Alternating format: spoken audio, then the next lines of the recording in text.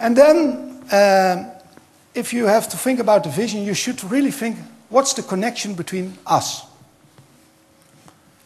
And I did a worldwide research in 14 countries with 10,000 people, and I was thinking, what makes connection to people?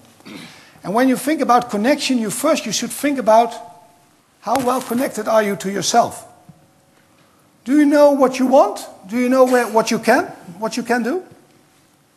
How many times you have already passed the last 6 months that you really have taken 2 hours or 3 hours to think about, what do I really want in this crisis? Or what can I really do? Just for yourself.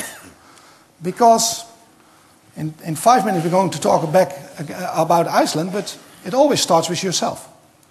So be connected with yourself. Then you should think about connection with others. How well are you connected to others? Are you open to other people?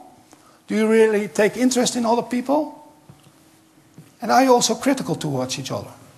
The biggest danger of change is that people are not enough critical towards each other. That they are too polite, that they stay silent and they don't give their opinion towards each other. So in connection to others, you have to be open, you have real interest, and you have to be critical. The critical part is the most difficult part, came out of our research. And then, of course, you have to think, how well are you connected with the organization you work for? Is the organization connected to you? And is the organization connected to society? And that's a wonderful example here, where we stand for with N1. This is a company who's connected to society. I don't know N1. I only know it for 3 weeks now. I don't have shares in the company.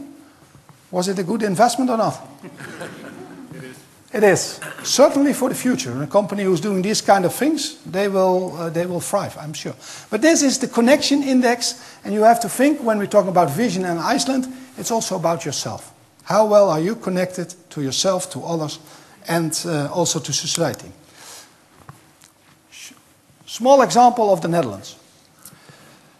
3 years ago, I was working a lot for, I'm working, but I was also working a lot of companies in Holland, and I was always creating vision for companies. And in these discussions with people, I was thinking, Holland, we are in a mental crisis, in an emotional crisis. So there was not a financial crisis, there was an emotional crisis. You know, we had the shootings, there were killings in the political area, and you felt that we were not proud of our country anymore. We were strong in that we were open to the world, that we never polarized, that we were friendly people, but we didn't like our country anymore. That's a big issue. There was a big gap between politicians and people. There was a big gap between organizations and people who are working in these companies. And you feel that people becoming sad. And you are seeing also in the happiness index that it was going down. And then you have a question, what you can do as a company, as a person. And I was saying, what we do for companies, we can do also for a country. So what I did, I started a process like this in Holland 3 years ago. I said, I want to create a vision for my country with 5,000 people. And what we did in 6 months, and I was not funded by the government, just my own money, my own energy, and the people I work with. And we say, we want to create a vision. And we create a vision, we create a higher goal, we create an audacious goal, and also core values. And I would like to show you what we did. This is it. The Netherlands are an inspiring country. Because we were not an inspiring country for our own thing, but when you talk in depth, and we took 1 day to build this with more than 5,000 people, and we're talking, where are we really staying? Why do we exist? Why don't we give it back to the sea? That's always our option. We can always say we give it back to the sea. Huh? We can always give it. So we want to be an inspiring country, a country with an innovative, sustainable society. For us, it was extremely important as Dutch people. We want to be innovative and we want to be sustainable. Because we are also a small country. You are a small country, but we are also a small country. Then we said we are open and committed citizens of the world. Because our discussion was always, we stay closely together, we don't talk anymore to other people, we are not proud anymore, so we want to be an open society to the world, and together we stand for unity in diversity. Because in our country we have a lot of discussion about different religions. Now, do we really want to work together? Do we really want to live together? And that's a big issue for our country. But when you talk in depth with our people, it came out. And when it stands like this, it's simple, but we spent thousands and thousands of hours with many people and really thinking, is this really the core of our country? Is that what we're really standing for? Is this our option? And it created a lot of energy to do this. Then we said, what are our core values? Where do we really stand for? We want to be respectful and with care. I think that's important, with care with each other. Then we say freedom and responsibility is important to us. We are open to the world, freedom is important to us, but at the same time we have to take responsibility.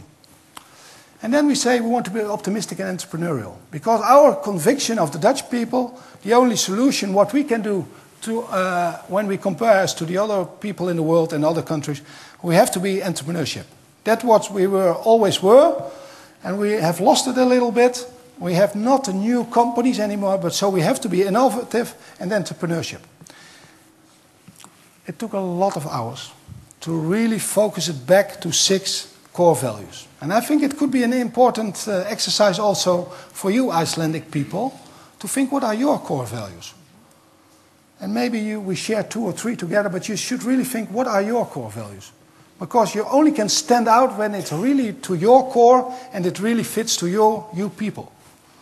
And that we were not that good at in audacious goals.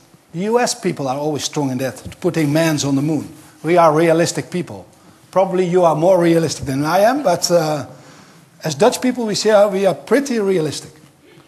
But we were thinking, what do we have? And we want the highest gross national happiness index. We were talking about, do we want the biggest economic growth? Now we want to have the biggest happiness index. Because when people are happy, they will grow. Highest sum of labor and social participation in the world. Because what we're seeing that only a small part or not a big enough part was participating in work and also not in societal activities. Because we give the societal issues we're giving to politicians and we are not doing it for ourselves. I think, but we want, if we were saying, if we want to be a wonderful country in 2021, we have this big participation. Also what we're saying, we use 100% clean energy. Not 10%, 20%, no, 100% clean energy. Because if you put 100%, you have to be far more innovative and really wider thinking, broader thinking. Because that's also, with audacious goals, it stresses you. That it makes you that you have to work together, that you have to do it totally different. So don't be too modest in our audacious goals. Make it really stretch.